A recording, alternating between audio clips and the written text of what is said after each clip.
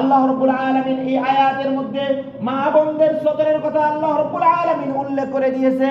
এই সদরগুলো, মা বোনদের এই সদর কোনো অবস্থাতেই তার সন্তান এবং তার মেয়ে তাদেরকেও সে দেখাইতে পারবে না, প্রদর্শন করতে পারবে না।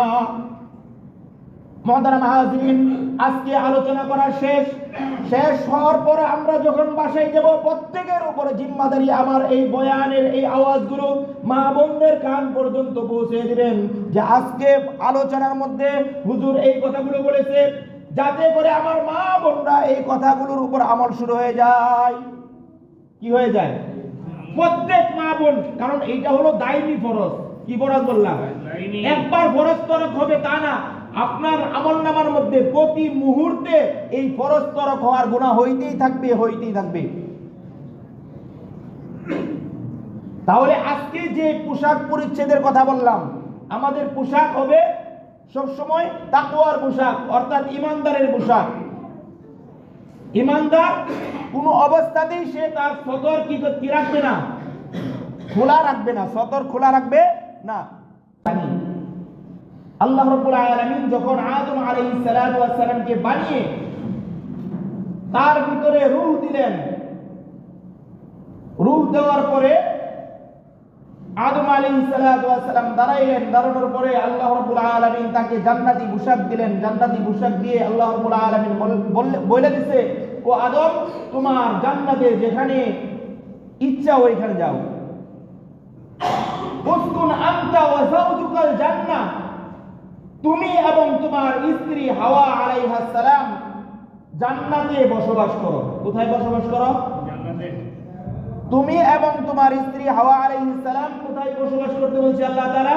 জান্নাতে বসবাস করো এবং জান্নাতের যেখানে ইচ্ছা ওইখানে যাও, যা খাইতে মন চায় তা খাও, শুধুমাত্র একটা জিনিস খাইও না। তো ওইখান থেকে কি হলো? আদম আলাইহিস সালাতু ওয়াস সালামকে পথভ্রষ্ট করার জন্য, তাকে বিভ্রান্ত করার জন্য আরেকজন চলে আসলো। সে কে? ইবলিস। ইবলিস আয়েশা, আদম আলাইহিস সালাম এবং হাওয়া আলাইহিস সালাম দুইজনকে ওয়াজ করতেছে। কি করতেছে? বয়ান করতেছে দুইজনের সামনে। আদম আলাইহিস সালাতু ওয়াস সালামের সামনে যখন প্রথম বয়ান করলো, আদম আলাইহিস সালাম তাকে দূর করে তাড়াই দিলেন যে তুই শয়তান, তুই আমার থেকে দূর হয়ে যা। এইখানে ওয়াজ কাম হইল না। দ্বিতীয় জায়া ওয়াজ শুরু করলো কার কাছে? আমাদের মা হাওয়া আলাইহিস সালাম। মহিলা মানুষ, তারা এমনিতেই কি তাদের দিলটা নরম থাকে। মন কি থাকে? নরম দিল। যদি আবেগ নিয়ে কিছু কথা বলা যায়, অল্প দিয়ে তাদের চোখ দিয়ে পানি চলে আসে, তারা মায়ায় পড়ে যায়। তো আম্মা জানের কাছে আয়েশা, ইবলিস ওয়াজ করতেছে। আম্মা জান তো বুঝতে পারে নাই এই যে ইবলিস কি সুন্দর ওয়াজ। আয়েশা বলতেছে, ও হাওয়া, আমি এইখানে আছি, অর্থাৎ আমি এই জান্নাতে আছি তোমাদের থেকে অনেক আগে থেকে। কবে থেকে? ইবলিস আদম আলাইহিস সালামের আগে থেকে জান্নাতে না? কি বলেন? ইবলিস জান্নাতে আদম আলাইহিস সালামের আগে থেকে, তোমাদের আগে থেকে আমি এই জান্নাতে আছি। জান্নাতে আমি সব ঘুরে ঘুরে দেখছি। তোমাদের থেকে আমার অভিজ্ঞতা বেশি। কি?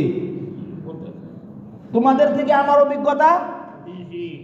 আল্লাহ তাআলা কোরআনে কারীমের মধ্যে এই কথাগুলা উল্লেখ করে দিয়ে আল্লাহ তাআলা বলতেছেন, ফাওয়াসওয়াসা লাহুমুশ শাইতান। শয়তান আয়েশা তাদের দুইজনকে ওয়াসওয়াসা দিল, বয়ান করলো, ওয়াজ করলো। কি ওয়াজ? যে আমি এই জান্নাতে তোমাদের পূর্বে আসি, তোমাদের সিনিয়র, আমি জানি কোথায় কি আছে। তোমাদের সামনে দুইটা অপশন আমি রাখবো, দুইটার যে কোনো একটা অপশন তোমরা নিতে পারো। কি অপশন? তোমরা কি এই জান্নাতে চিরদিনের জন্য থাকতে চাও? যদি জান্নাতে চিরদিনের জন্য থাকতে চাও, তাহলে আমার কাছে এমন একটা ফলের সন্ধান আছে, যদি ওইটা খাও তাহলে এই জান্নাত থেকে তোমাদেরকে আর কেউ বিতাড়িত করতে পারবে না। 2 নম্বর অপশন, যদি আমার এই কথাটা না শুনো তাহলে তোমরা এই জান্নাত থেকে নর্দমা যুক্ত পৃথিবীতে চলে যেতে হবে। ওইখানে কষ্ট আর কষ্ট, বেদনা আর বেদনা, ওইখানে চলে যেতে হবে। ওয়াজটা কি করলো? সুন্দর ওয়াজ না? কি বলেন? কত সুন্দর সূরাতে আয়েশা, কত ভালো কথা। তাহলে জান্নাতে তো সবাই থাকতে চায়, কি বলেন? জান্নাতে থাকতে চায় না এমন ব্যক্তি আছে? এমন ব্যক্তি নাই যে জান্নাতে থাকতে চায় না। জান্নাতে সবাই থাকতে চায়। যখন কথা বললো যে তোমরা যদি এই জান্নাতে চিরদিনের জন্য থাকতে চাও, তাহলে আমার কাছে একটা ফলের সন্ধান আছে, ওই ফলটা খাবে, ওই ফল খাওয়ার সাথে সাথে তোমাদেরকে আর কেউ জান্নাত থেকে বের করতে পারবে না, চিরদিন তোমরা জান্নাতে থাকবে। হাওয়া আলাইহিস সালাম বললেন, ভাবলেন কথা তো বাস্তব, আমরা জান্নাতে থাকতে চাই, দেখায় দাও ফল। ফলটা দেখাইলো, আম্মা জান আনলেন ওইখান থেকে, আইনা নিজে খাইলেন, স্বামীকে দিলেন। স্বামীকে আদম আলাইহিস সালাম। যখন আদম আলাইহিস সালামের কাছে এই ফল দিলেন, তিনি খাইলেন। খাওয়ার সঙ্গে সঙ্গে তাদের গায়ে থেকে লিবাসুত তাকওয়া পড়ে গেল, খসে পড়ে গেল। সুবহানাল্লাহ। কি হইল? জান্নাতে একটা পোশাক তাদের গায়ে ছিল, ছিল কি না? এই ফলটা খাওয়ার সাথে সাথে কি হয়েছে? তাহলে এইখান থেকে কি বোঝা যায়? আল্লাহ তাআলা তাদের ভিতরে রূহ দেওয়ার সঙ্গে সঙ্গে তাদেরকে জান্নাতি পোশাকও পরায়ণ করাইছে। আমার মূল পয়েন্টটা মনে রাখবেন। মূল কি বিষয় নিয়ে কথা? পোশাক। তাহলে আব্বা জানের গায়ে থেকে কি পড়লো? পোশাকটা পরে গেল। আল্লাহু আকবার। তাহলে আমাদের আব্বা এখানে পোশাক পরে আসছে, কে? বানের মতো জঙ্গলে জঙ্গলে উলঙ্গ হয়ে ঘুরে নাই, কি বলেন? তাহলে আব্বা জান ওইখানে পোশাক পরছে, পোশাক তার গায়ে থেকে খুলে গেল।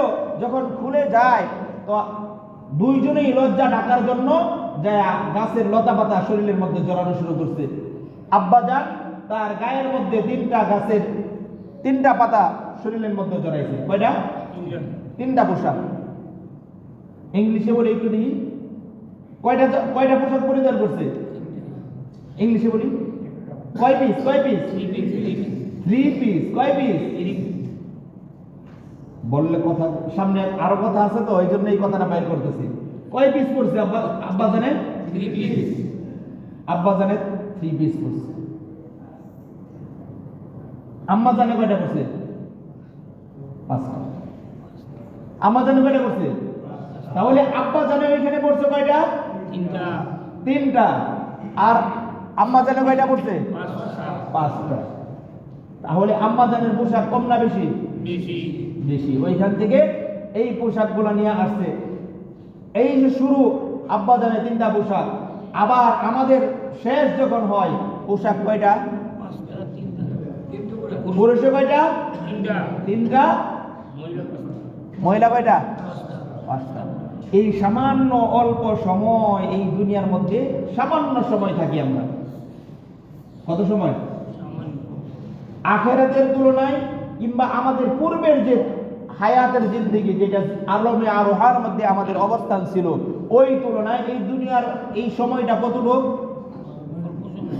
কত সময়? অল্প বলতে কত অল্প চিন্তা করা যায়? হ্যাঁ, একটা কাশি দিতে যে সময়, কি দিতে আমরা কাশি দেই না, এই কাশি দিতে যে সময়, এই সময়ও না। তাহলে সময় কতটুকু? একদম অল্প না।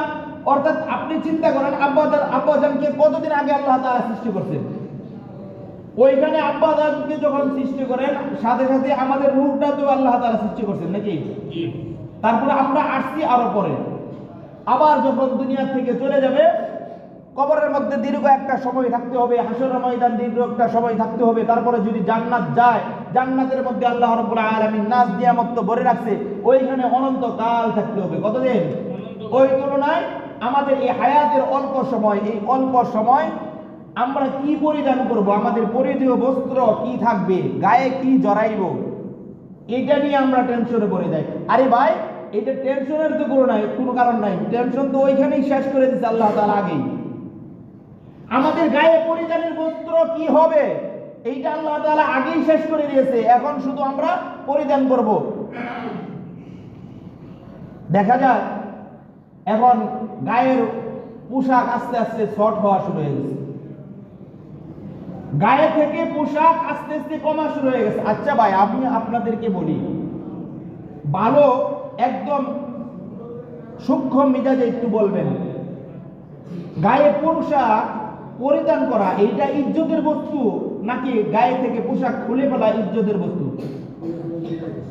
কে?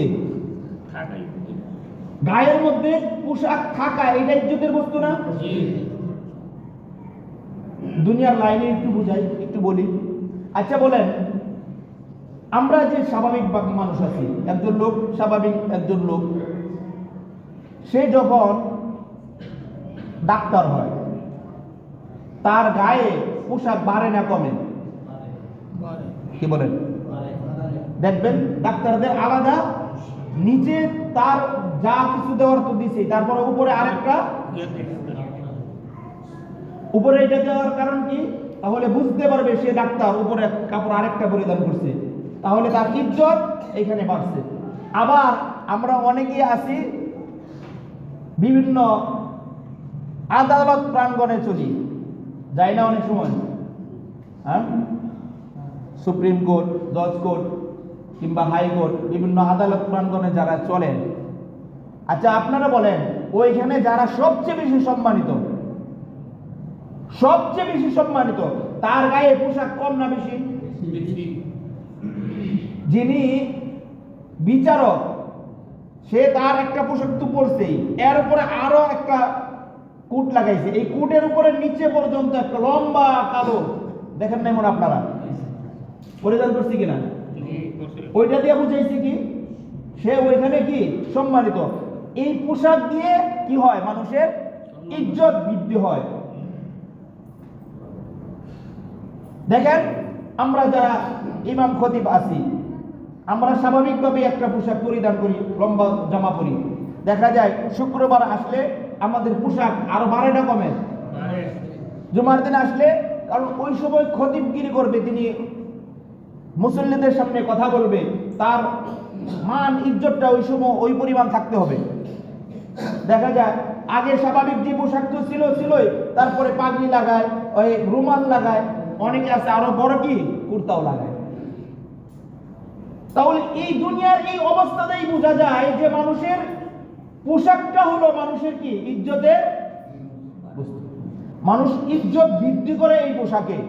এখন কেউ যদি গায়ে থেকে এই পোশাক খুলে ফেলতে চায়, তাহলে তার ইজ্জত বাড়বে না কমবে? অবশ্যই কমবে। এখন মানুষ এই ইজ্জতের পোশাক কিভাবে মানুষের গায়ে থেকে খোলা যায়, এই চিন্তায়, এই চেতনার মধ্যে অনেক মানুষ লেগে আছে। মুহতারাম হাজিরিন, সম্মানিত উপস্থিতি, আল্লাহ রাব্বুল আলামিন আমাদেরকে কোরআনে কারীমের এই আয়াতগুলোর মধ্যে এই কথাগুলো উল্লেখ করে দিয়েছে। আমাদেরকে উদ্দেশ্য করে আল্লাহ তাআলা বলেন, ইয়া বানি আদম ক্বাদ আনজালনা আলাইকুম লিবাসান ইউয়ারি সাওআতিকুম ওয়া রিশা। ও বনি আদম, ক্বাদ আনজালনা আলাইকুম, আমি তোমাদের জন্য অবতীর্ণ করেছি, নাজিল করেছি, লিবাসান ইউয়ারি সাওআতিকুম ওয়া রিশা, তোমাদের পরিধেয় বস্ত্র আমি তোমাদের জন্য আসমান থেকে নাজিল করেছি। ওলিবাসুত তাকওয়া, আর সবচেয়ে উত্তম, সবচেয়ে শ্রেষ্ঠ পোশাক হলো লিবাসুত তাকওয়া। তাকওয়ার পোশাকটা হলো দুনিয়ার বুকে সবচেয়ে উত্তম পোশাক। অন্য এক আয়াতে আল্লাহ রাব্বুল আলামিন, অন্য এক আয়াতে আল্লাহ তাআলা বলেন, قل للمؤمنين يغضوا من أبصارهم ويحفظوا فروجهم ذلك أزكى لهم إن الله خبير بما تعملون।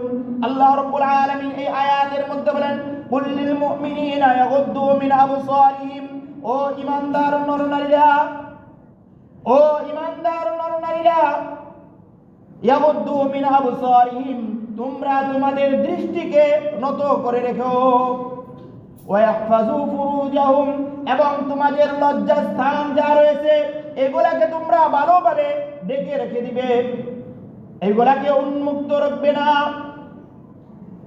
যালিকা আযকা লাহুম ইন্নাল্লাহা খাবীরুম বিমা তা'মালুন। আল্লাহ রাব্বুল আলামিন এই আয়াতের মধ্যে মানুষদের পরিধেয় বস্ত্র সম্পর্কে আল্লাহ রাব্বুল আলামিন উল্লেখ করে দিয়েছে। ও বন্ধু, আমরা প্রত্যেকেই ঈমানদার মুসলমান। আমরা ঈমানদার মুসলমান হিসেবে প্রত্যেক ঈমানদার নরনারীর জন্য সতর আছে না নাই? সতর সতর। আজকে পর্দা নিয়ে কথা বলবো না, শুধু আজকে সতর নিয়ে কথা বলবো। পরদীয় বস্ত্র এই আলোকে কি সতর? সতর কাকে বলে? সতর বলা হয় পুরুষের নাভির উপর থেকে হাঁটুর নিচ পর্যন্ত পুরুষের সতর। প্রত্যেকে গুণ পর্যন্ত খেয়াল করবেন, কথাগুলো খুব ভালোভাবে খেয়াল করবেন। প্রত্যেকে গুণ পর্যন্ত, নাভির উপর থেকে পুরুষের সতর, হাঁটুর নিচ পর্যন্ত, নাভির উপর থেকে হাঁটুর নিচ পর্যন্ত প্রত্যেক পুরুষের সতর। এই সতর ঢাকা প্রত্যেক মুসলমানের উপর ফরজ। কি এটা? ফরজ। ফরজ কথা বলি, এটা কি ফরজ? বলতে নামাজের মতো ফরজ না, নামাজের মতো। নামাজ ওয়ান টাইম ফরজ। নামাজ কি টাইম ফরজ? নামাজটা ফরজ। এই যে আমরা জুমার নামাজ পড়তে আসছি, জুমার নামাজ পড়া শেষ হয়ে গেলে একবার পড়লেই কি ফরজ আদায় হয়ে যাবে। কয়বার পড়লে? জুমার নামাজ যে পড়তে আসছি কয়বার পড়লে ফরজ হবে? একবার পড়লেই ফরজ হয়ে যাবে। ও বন্ধু, প্রত্যেকটা এই ফরজ যেই সমস্ত বিধান রয়েছে, নামাজ, রোজা, হজ, যাকাত, এই সমস্ত বিধানগুলো ওয়ান টাইম ফরজ। প্রত্যেকটা ফরজ একবার আদায় করলে হয়ে যাবে। ও বন্ধু, যেই লোকটা ফজরের নামাজ আদায় করেছে, তার উপর থেকে এই ফজর নামাজের ফরজিয়াত আদায় হয়ে গেছে, তার বাকি সময় জোহরের আগ পর্যন্ত আর নামাজ, ফজরের নামাজ পড়তে হবে না। কি বলেন, পড়তে হবে? কিন্তু যেই লোকটা ফজরের নামাজ আদায় করে নাই, সূর্য ওঠা পর্যন্ত এই লোকটার সাথে এই লোকটার সামনে সময় রয়েছে, সে চাইলে এই সূর্য উদয়ের পূর্বে এই ফজরের নামাজটা সে যে কোনো সময় আদায় করে নিতে পারে। কি পারবে কি পারবে না? সে সময় মতো ফজরের নামাজটা আদায় করতে পারে নাই, চাইলে সে পরবর্তী সময়ে এটা আদায় করে নেওয়ার অপশন আছে। কি বলেন, এইটা আদায় করার অপশন আছে না নাই? আছে, অপশন আছে। একজন লোক জোহরের নামাজ সে পড়তে পারে নাই সময় মতো, 2টা বাজে সে পড়তে পারে নাই, 3টা বাজে পড়তে পারে নাই, তার সামনে সময় রয়েছে, সে সময়ের যে কোনো একটা সময়ে এই জোহরের নামাজটা যদি আদায় করে নেয়, জোহরের নামাজ তার উপর থেকে ফরজিয়াত আদায় হয়ে যাবে। আর যদি এই জোহরের নামাজ সে পড়ে নাই, একবারে পড়ে নাই, জোহরের রক্ত শেষ, ফেরেশতাকুল, সমস্ত ফেরেশতাকুল তার আমলনামা লেখার মধ্যে একটা ফরজ তরক হওয়ার গুনাহ লিখবে। কয়টা ফরজ তরক হওয়ার? জোহরের নামাজ পড়ে নাই, সে সময় পাইছিল লম্বা 3-4 ঘন্টা সময় পাইছে, পাওয়ার পরেও এই জোহরের নামাজটা সে কি করে নাই? পড়ে নাই। তো তার আমলনামার মধ্যে কয়টা ফরজ তরক করার গুনাহ হবে? একটা ফরজ তরক হওয়ার গুনাহ হবে, নাকি বেশি হবে? ও বন্ধু, এই যে কথা বলতেছিলাম সতরের কথা, সতরটা এমন এক ফরজ যেই ফরজটাকে বলা হয় দাইমি ফরজ। কি ফরজ? দাইমি ফরজ। এটা ওয়ান টাইম ফরজ না। কি ফরজ? দাইমি ফরজ। 24 ঘন্টায় ফরজ। এটা কতক্ষণ বললাম? 24 ঘন্টা, 1 সেকেন্ডের জন্য এটা কি ফরজ থেকে খালি না। ও বন্ধু, কোন একজন ব্যক্তি তার নাভির উপর থেকে হাঁটুর নিচ পর্যন্ত তার সতর, সে যদি ইচ্ছাকৃতভাবে অহেতুক কোনো শরীয়ী কোনো কাজ ব্যতীত হাঁটুর উপরে সে তার প্যান্ট কিংবা লুঙ্গিটা উঠায় রাখছে, আচ্ছা বলেন তো দেখি, সে উঠাইছে, আধা ঘন্টা উঠায় রাখছে, পরে মনে হয়েছে যে হাই আমি কি করলাম, আমি হাঁটুর উপরে কাপড় উঠায় রাখছি এতক্ষণ ভরা, আমার তো গুনাহ হয়েছে, আবার নামায় দেয়। সে নামিয়ে দিয়েছে। আচ্ছা বলেন তো দেখি, এই লোকটার উপর থেকে এই ফরজটা কি আদায় হয়েছে কি হয় নাই? আদায় হয়েছে? হয় নাই। কিভাবে হলো? এই যে সে উঠায় রাখছে সময়টা, সে যে উঠায় রাখছে হাঁটুর উপরে আধা ঘন্টা সময়, আধা ঘন্টার সময় যে উঠায় রাখছে, এখন যদি এটার কাজা আদায় করতে চাই, জোহরের নামাজের কাজা আদায় করতে পারবে? পারবে না। আসরের নামাজের কাজা আদায় করতে পারবে? পারবে কি পারবে না? মাগরিবের নামাজের কাজা আদায় করতে চাইলে পারবে। সময় আছে না নাই? করতে পারবে তো, অপশন আছে। হজ এই বছর করতে পারে নাই, সে যদি হায়াতে বেঁচে থাকে আগামী বছর তার জন্য অপশন আছে।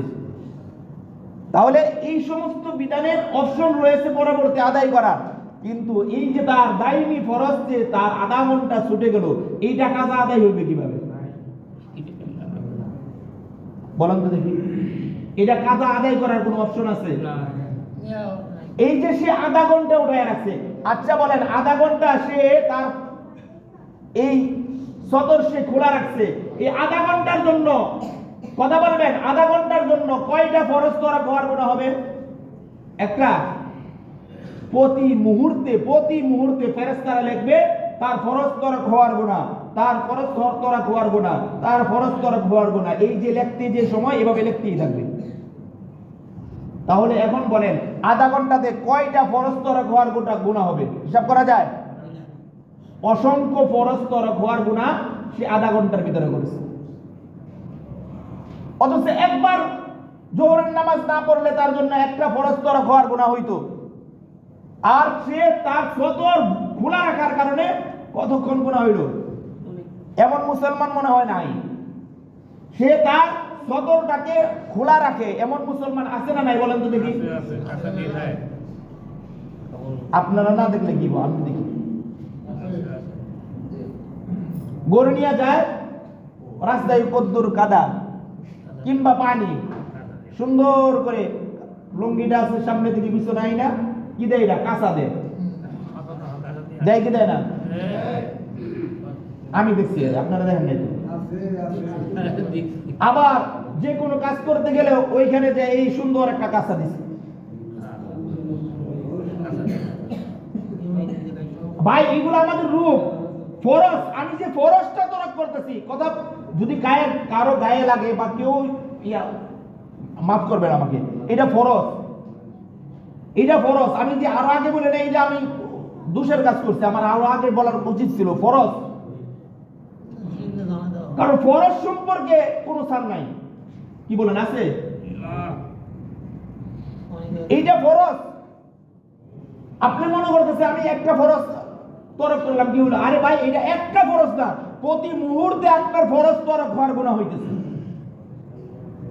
প্রতি মুহূর্তে আপনার তো এই সময় পারতেন আপনার লুঙ্গিটা বাদ দিয়ে, কিংবা আপনি ট্রাউজার পরতে পারতেন, প্যান্ট পরতে পারতেন, আপনার সতরটা যাতে ঢাকা থাকে। দাইনি ফরজ এমন এক ফরজ যেইটা, যেই সতর, এই সতর নিজের সন্তানকেও দেখানো নিষেধ। বাবা তার সন্তানকে এই সতর দেখাইতে পারবে না, নিষেধ। মা তার মেয়েকে দেখাইতে পারবে না, সন্তান বাবাকে দেখাইতে পারবে না। সন্তান যদি বালেক হয়, বালেক সন্তান কাকে দেখাইতে পারবে না? বাবাকে দেখাইতে পারবে না। এখন নিজের মা বাবা যারা ঘরের লোক আছে তারা তো বাদে, সারা দুনিয়ার মানুষে দেখে। অথচ নবীজি সাল্লাল্লাহু আলাইহি ওয়াসাল্লাম স্পষ্ট হাদিস, আন-নাযিরু ওয়াল মানযুরু ইলাইহি, যে সতর খুলে রাখছে এবং যে দেখছে দুইজন সমান অপরাধী। কি বললাম? আরেকজন খুলে রাখছে, আমি যে দেখছি, এত আমার কি হইল? আমি নিজেও গুনাহগার হইলাম। তাহলে ভাই আপনি তো নিজে গুনাহ করতেই আছেন, আপনি আপনার যারা আছে আশেপাশে সবাইরই গুনাহগার বানাইতেছেন। এই জন্য এই দাইমি ফরজ কোনো অবস্থাতেই ছাড়া যাবে না। তাহলে কি বলতেছিলাম? পুরুষের জন্য সতর কতটুক? নাভির উপর থেকে নিয়ে হাঁটুর নিচ পর্যন্ত, এটা সতর। আর নারীর জন্য 3টা অঙ্গ বাদ দেয়। কয়টা অঙ্গ? 3টা। শরীরের 3টা অংশ বাদ দিয়ে বাকি পুরোটা শরীর তার জন্য সতর। অনেক সময় মা বোনরা এই কাজগুলো করে, হয়ে যায়, না করে দিবেন, তারা হয়তো বা জানা নাই, না করবেন। এই সতর, কি বললাম সতরের কথা, সতর কোনো অবস্থাতে নিজের আপন সন্তান, নিজের মেয়ে, নিজের বাবা, তাদের সামনেও সতর খোলা যাবে না, সতর। তাহলে নারীর জন্য সতর কোন থেকে কোন পর্যন্ত? মাথা থেকে নিয়ে পায়ের পাতা পর্যন্ত। এই যে অংশ, এই অংশের মধ্যে 3টা অংশ বাদ দিয়ে বাকি পুরাটা সতর। 3টা অংশ কোন কোন? 2 হাত, কি 2 হাতের কবজি, 2 হাতের কবজি, চেহারা এবং 2 পা। কি বললাম? খেয়াল করবেন, নারীর জন্য কি সতর কোনটা? মাথা থেকে পা পর্যন্ত 3টা অংশ বাদ দিয়ে। কয়টা অংশ বাদ দিয়ে? কোন কোন 3টা অংশ? মুখমণ্ডল, 2 হাত এবং পা। এইগুলা সে তার ঘরে, তার যে সন্তান আছে, মেয়ে আছে, তাদের সামনে এইগুলা হাত খোলা রাখতে পারবে, মুখ খোলা রাখতে পারবে, পা খোলা রাখতে পারবে, সমস্যা নাই। এগুলা সতর অন্তর্ভুক্ত। এছাড়া অনেক সময় দেখা যায় মা বোনদের কাজ করতেছে, পিঠের একটা অংশ বের হয়ে গেছে, হইতে পারে শরীরের অন্য কোনো অংশ সে দেখাইতে পারবে না, এটা তার আপন সন্তান কেউ এটা দেখাইতে পারবে না, আপন সন্তান কেউ যে দেখাইতে পারবে না। এইটা পাইলাম দুইটা কোথায়? আল্লাহ রাব্বুল আলামিন কুরআনে কারীমের আয়াতের মধ্যে, সূরা নূর আয়াত নম্বর 31 নম্বর আয়াতে আল্লাহ রাব্বুল আলামিন বলেন, وَقُلْ لِلْمُؤْمِنَاتِ يَغْضُضْنَ مِنْ أَبْصَارِهِنَّ وَيَحْفَظْنَ فُرُوجَهُنَّ وَلَا يُبْدِينَ زِينَتَهُنَّ إِلَّا مَا ظَهَرَ مِنْهَا ولا يدنين بخمورهن على جيوبهن। আল্লাহ রাব্বুল আলামিন এই আয়াতের মধ্যে মা বোনদের সতরের কথা আল্লাহ রাব্বুল আলামিন উল্লেখ করে দিয়েছে। এই সতরগুলো, মা বোনদের এই সতর কোন অবস্থাতে তার সন্তান এবং তার মেয়ে, তাদেরকেও সে দেখাইতে পারবে না, প্রদর্শন করতে পারবে না। মুহতারাম হাজিরিন, আজকে আলোচনা করা শেষ হওয়ার পরে আমরা যখন বাসায় যাব, প্রত্যেকের উপরে জিম্মাদারি আমার এই বয়ানের এই আওয়াজগুলো মা বোনদের কান পর্যন্ত পৌঁছে দিবেন, যে আজকে আলোচনার মধ্যে হুজুর এই কথাগুলো বলেছে, যাতে করে আমার মা বোনরা এই কথাগুলোর উপর আমল শুরু হয়ে যায়। কি হয়ে যায়? প্রত্যেক মা বোন, কারণ এইটা হলো দায়নি ফরজ। কি ফরজ বললাম? একবার ফরজ তরক হবে তা না, আপনার আমলনামার মধ্যে প্রতি মুহূর্তে এই ফরজ তরক হওয়ার গুনাহ হইতেই থাকবে। তাহলে আজকে যে পোশাক পরিচ্ছেদের কথা বললাম, আমাদের পোশাক হবে সবসময় তাকওয়ার পোশাক, অর্থাৎ ইমানদারের পোশাক। ইমানদার কোন অবস্থাতেই সে তার সতর কি রাখবে না, খোলা রাখবে না, সতর খোলা রাখবে না। সতর এমন এক জিনিস, তার এই সতর নিজে আপন জনদের কাছেও সে সতর প্রকাশ করতে পারবে না। বাইরে মানুষ তো নাই। এই সতরের দিকে আমরা অনেকেই উদাসীন হয়ে থাকি। মুহতারাম হাজিরিন, আমরা মা বোনদেরকে জানিয়ে দিব যে আমরা আমাদের সতর কতটুক। মা বোনদের মাথার তালু থেকে নিয়ে পায়ের পাতা পর্যন্ত পুরাটা শরীর হলো কি সতর, শুধুমাত্র 3টা অংশ বাদ দিয়ে, চেহারা, হাত এবং পা। আর পুরুষের নাভির উপর থেকে নিয়ে হাঁটুর নিচ পর্যন্ত এই অংশটুকু হলো সতর। আমরাও যারা পুরুষরা আছি, অনেক সময় বিভিন্ন কাজে বা বিভিন্ন ক্ষেত্রে গেলে দেখা যায় আমাদের সতর আর ঠিক থাকে না, হয়ে যায় কিনা? সাবধান, অনিচ্ছাকৃত হয়ে গেল তো গেলই, কিন্তু ইচ্ছাকৃত ভাবে যাতে কোনো অবস্থাতেই আমাদের সতর কি না হয়, উন্মুক্ত না হয়। আজকে তো জমানায় এই পরিস্থিতি আসছে ভাই, কি বলবো, প্যান্ট পরে ছেলেরা, অনেক ছেলেদেরকে দেখি প্যান্ট পরে আসে, টাইট ফিট, এদের কি বলে, জিন্সের প্যান্ট পরে, গেঞ্জি একটা গায়ে দিয়েছে, ছোট শর্ট গেঞ্জি, আসছে নামাজের মধ্যে আয়সা দাঁড়ানো অবস্থাতে তো পুরাটা ঢাকা থাকে, দেখা যায় সমস্যা হয় না। যখন সে রুকুতে যায়, গেঞ্জিটা উপরের দিকে উঠে যায়, গেঞ্জি কি হয় উপরের দিকে উঠে যায়, প্যান্ট যেটা টাইট ফিট পড়ছে এটা কোথায় যায়?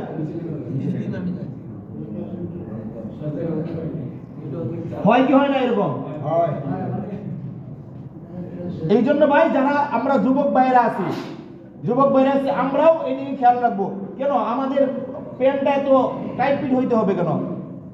একটু ডুলা রাখি যাতে আমরা নামাজ পড়তেছি, নামাজটা যাতে আমার সহি হয়ে যায়, সুন্দর হয়ে যায়। নামাজের মধ্যে যদি সদর খুলে যায়, এই যে একটা মাসআলা জেনে রাখি, নাভির যে নিচ পর্যন্ত, নাভির নিচে যদি অল্প পরিমাণও কি হয়ে যায়, খোলা হয়ে যায়, এই সদরের কোনো একটা অংশ যদি নামাজের মধ্যে খুলে যায়, কথা খেয়াল করবেন, গুরুত্বপূর্ণ মাসআলা, নামাজের মধ্যে কি হয়ে যায়, সদরের কোনো একটা অংশ যদি নামাজের মধ্যে কি হয়ে যায়, খুলে যায়, তাহলে তার ওযু ভেঙে যায়।